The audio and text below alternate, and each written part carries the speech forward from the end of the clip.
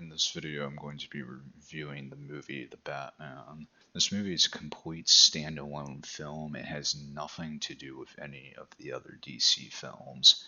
Since I can't use footage from the movie as per normal, and I need to put something on the screen, I'm going to put gameplay footage of Lego Batman 1 on the screen. Let's actually jump into the meat and potatoes of the review now. When you think of DC, you think of a library of trash and mediocre movies. Does that norm apply to this Batman movie? No, it doesn't. This is actually a good movie, and I only have minor complaints about it. DC also tries to make all their movies dark and edgy, and this usually fails. So does that norm apply to this movie as well? No, it doesn't. The darkness works in this movie. The dark and edginess works in this movie. So the premise of this movie is that there's action scenes and then there's detective work. The reason why there's detective work is because the Riddler is the main antagonist in this movie. I think the mix of action scenes and detective work is balanced, meaning it works. For those who don't know who the Riddler is, well, he's a villain who always leaves clues for Batman after he escapes from being caught. And Batman has to solve the clue, and the clues could be anything, but in this movie, the Riddler uses cryptic code and childish postcards. I didn't say that right. Childish postcards. And these have a riddle on them, and that points Batman to a place or a person to go to. So, in my opinion, it's important for the Riddler's clues to be good since that's his whole thing. And I think both of these things are good, but I wish there was more variety. But I think the lack of variety is made up by the Riddler setting up traps like human bomb traps and using a carpet cutter to kill people and other things he does throughout the movie. I liked almost every action scene in this movie, and I think almost all of the scenes were very well shot, along with pretty much all of the other scenes being very well shot. And my favorite one was the car chase with the Penguin. Specifically, my favorite part was when the Batman ramped off of exploding trucks and launched out of a fire. I thought that looked very cool. We all know Gotham has a lot of criminal activity going on and it's not a good place to live, but I think this movie does a really good job of showing you just how much of a literal crime-riddled shithole Gotham City is. They show that there's criminals robbing a store, criminals beating up a man for no reason, criminals graffitiing a building. They also show how criminal masterminds pretty much run the city by bribing everyone and killing anyone who doesn't do what they say. Like, for example, they bribed pretty much the entire judicial branch of Gotham, so now the criminal masterminds control the legal system. They also show how dirty the city is with the amount of trash laying everywhere, which I think is a nice touch. This makes everyone wonder if Gotham is beyond saving, and even Batman wonders if his effort is even going to make a difference. I'm going to talk about characters and acting now and what I think of them. Granted, turns out most of what I wrote in the script about the quality of acting was pretty simplistic, so it's really going to be, this section is going to be more about what I think of the characters.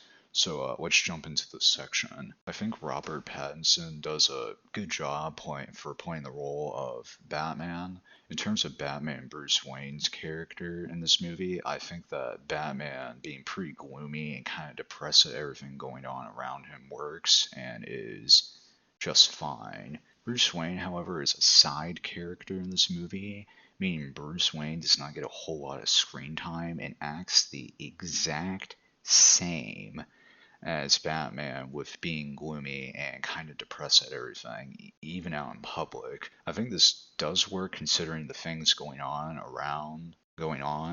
would make a person depressed and kind of sad, but this is different because normally Bruce Wayne acts differently than Batman, but I thought I would point this difference out. One small detail I want to mention is that at the beginning of the movie, they show that Batman is suffering from staying up all night long and sleeping all day by saying things like, being up every night for the past 2 years has turned me into a nocturnal animal. and he has a hard time remembering things, so he wears contacts that have cameras and speakers in them so he can watch the footage later. Batman also writes down things in a book to help him remember things.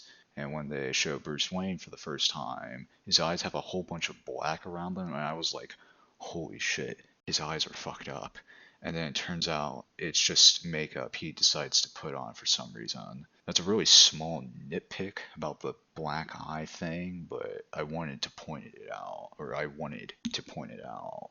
There's not really a whole lot to say about Catwoman in this movie, besides that I think that Zoe Kravitz did a good job playing the role. One thing I do want to talk about is the relationship between Batman and Catwoman, and it's that the relationship is pretty much being speedrunned in the movie. They fall in love, and there's no build up to that, it just happens, and I don't think this made a whole lot of sense. There's also not really a whole lot to say about James Gordon besides that I like that James Gordon isn't completely dumb in this movie. And yeah, he still relies on Batman to get anything done, but it's nice that he has some intelligence in this movie, and I think that Jeffrey Wright did a good job playing the role. There's almost nothing to say about Alfred because he only got 5 minutes of screen time.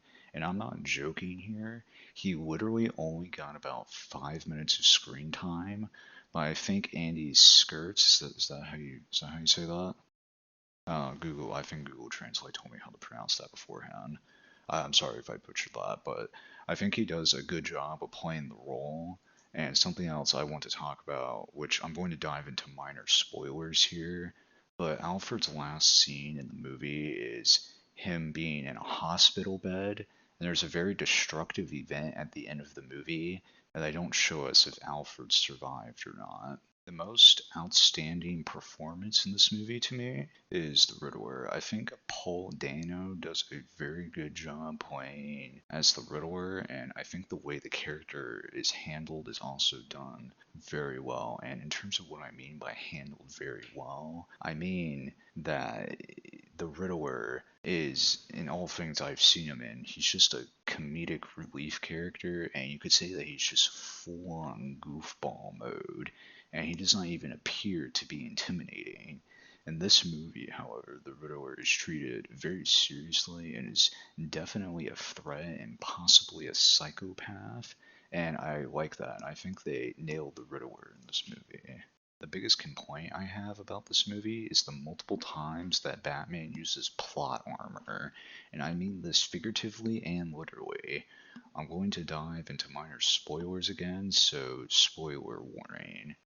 Batman is wearing a bulletproof suit, and all the bad guys are unloading their guns into his torso, where it won't even leave a scratch on Batman, and they don't even try to aim for his exposed mouth where their bullets would do damage. Something that doesn't make sense is that in a different scene, Batman gets hit with a shotgun in his torso, and he's affected by that, and then falls over and is seemingly in between life and death. Then he pulls out some needle with juice in it and injects the juice into himself and gets a big power boost, and is now perfectly fine even after the effects of the juice go away. There's also another scene where Batman glides off the roof of a building and he hits the side of a bridge and tumbles along the ground, and Batman takes no damage and just easily gets back up from that. That's it for my thoughts on the movie, but something I would like to mention is that at the end of the movie, Batman is really starting to figure out what Gotham needs him to be. And I'm pointing this out because at the beginning of the movie, Batman didn't really know what Gotham needed him to be, but at the end of the movie, he's figuring out what Gotham needs him to be. And his second movie is pretty much confirmed by the way the movie ends. Overall, I liked it, and there was only a few minor complaints besides the plot armor, which is a major complaint. I'm giving the Batman a 4 out of 5, and I'm excited for the second Batman movie for this Batman universe. That's about it. See ya.